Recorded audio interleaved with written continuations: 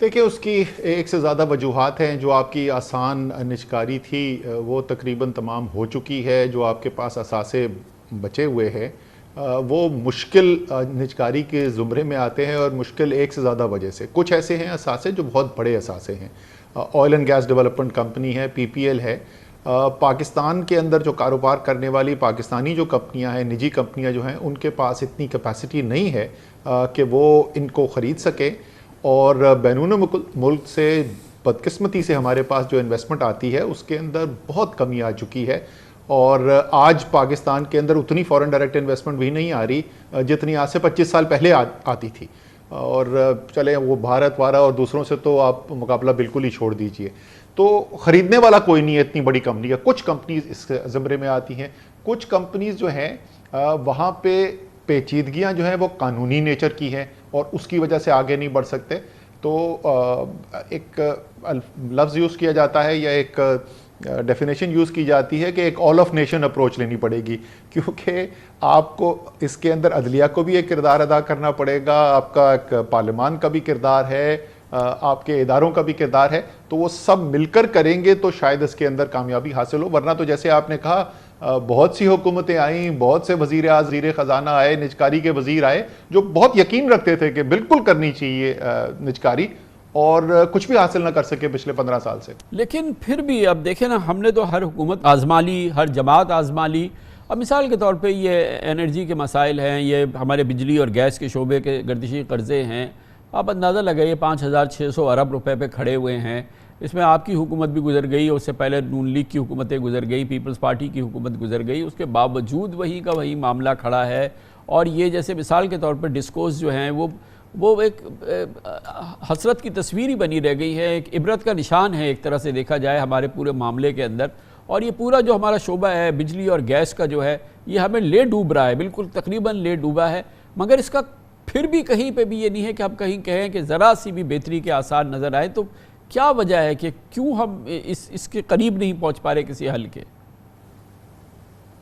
اچھا، یہ بالکل آپ نے درست کہا کہ انرجی ایک ایسا شعبہ ہے جو پوری پاکستان کی معیشت کو اس وقت لے بیٹھا ہے، گیس بھی اور الیکٹریسٹی بھی، بجلی کا بھی جو ہے.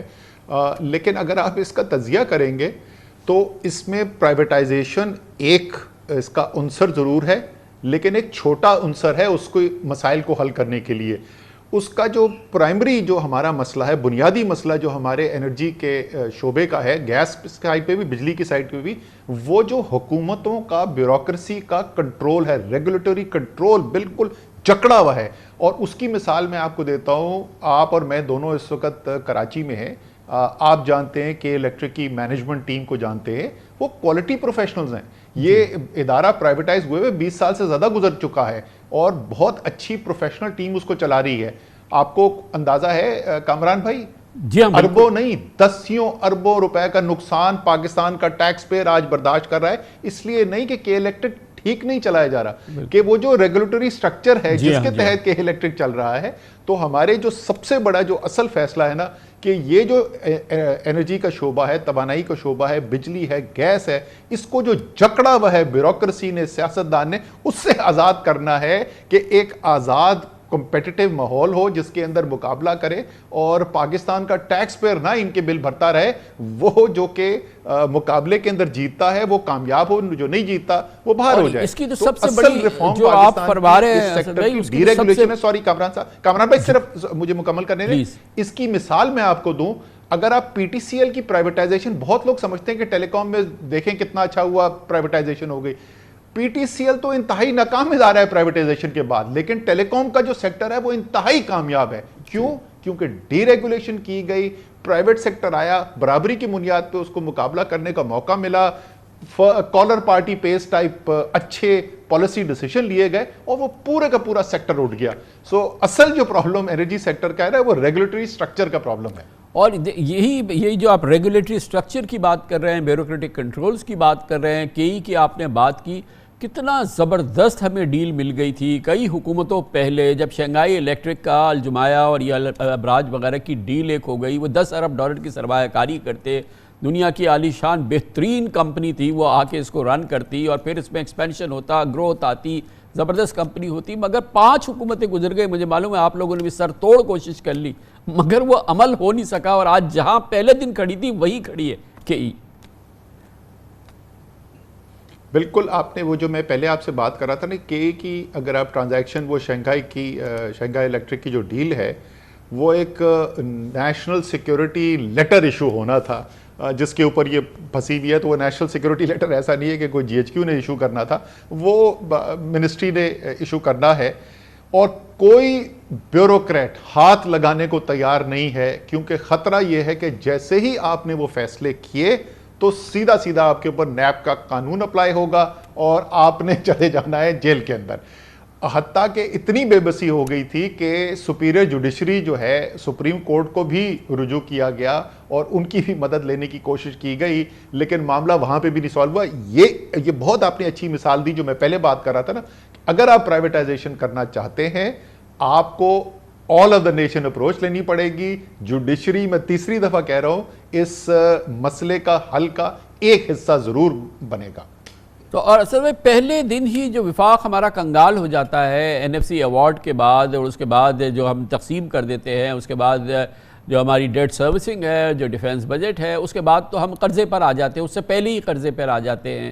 اس سے چھٹکارا کیا ممکن ہے، اور کیا وفاق جو ہے وہ فیڈریشن جو ہے وہ سالم رہ سکتا ہے؟ NFC کو ریوزٹ کرنے جائیں تو ایسا لگتا ہے کہ ہم کوئی بہت ہی ایسا کام کر رہے ہیں جو کہ کوئی گناہ ہے بہت بڑا۔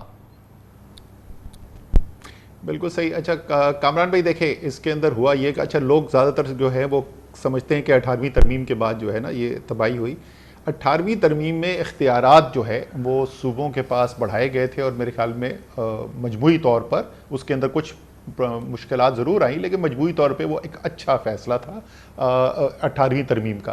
یہ جو ہوا، یہ 7واں جو NFC ایوارڈ ہے یہ اس کے نتیجے میں ہوا، اور اس کے اندر صرف یہ نہیں کیا گیا کہ یہ ایوارڈ دے دیا گیا ایک بہت بڑی ایک ہی جمپ کے اندر جو صوبے کے محصولات تھے ان کا جو شیئر تھا اس کو بہت بڑھا دیا گیا، اور اس وقت تقریباً 58% جو ہے جو مجموعی فیڈرل ریونیو آتا ہے FBR کا وہ صوبوں کے پاس چلا جاتا ہے، صرف 42% جو ہے وفاق کے پاس رہتا ہے۔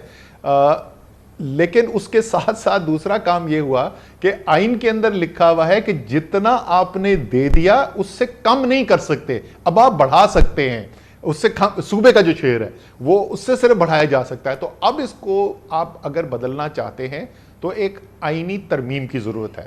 آئینی ترمیم کا مطلب ہے دونوں ہاؤسز کی کمبائنڈ 2/3 میجورٹی، جو صورتحال ابھی تک پیدا نہیں ہوئی ہے۔